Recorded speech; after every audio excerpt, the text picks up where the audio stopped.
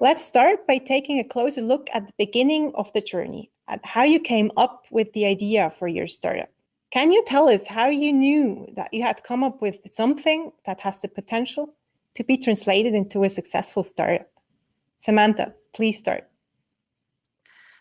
Thanks for organizing everything, and hi to everybody out there. So for us, when we started the project, myself, Chris, and Bardia, there was a lot of information already out there on what needed to be done to solve the plastic problem. There was a lot of pressure being put on big corporates in terms of either adding more recycled plastic into their virgin components or increasing the recyclability. So we knew that there was a need for a solution. And then when we approached this, we looked for the simplest way that we could do it. And so we didn't work on it just from the chemistry side of just trying to solve the problem. We worked on it also on a scalability side of trying to choose chemicals or, stuff to use that when we did scale wouldn't cause further problems like explosions or would be like a persistent toxic chemical that would, ruin the environment. And then when we got everything together, when we looked at it, we thought that that was something that would, work, and we've pursued it ever since. So I don't know if Fajer would like to comment more on this as well. Hello, everyone. Yes, I thank you for your very honest answer here, Samantha. I think I share a large parts of the way you worked around the problem solving as well. So at Oxyle, we target some of the most persistent, mobile, and toxic micropollutants from wastewater.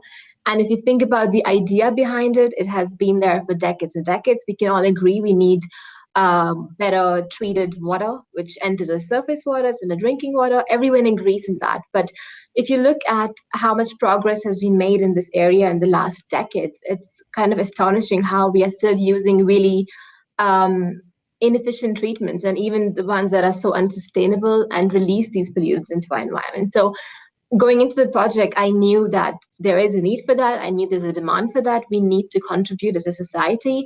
And also, while I was doing my master thesis and doctoral studies at ETH Zurich, I was using quite unsustainable practices myself for treating or disposing of or managing the wastewater that I was producing. So I was participating in this sort of vicious cycle, so to speak. So it was in the beginning, I knew that we need to do something better.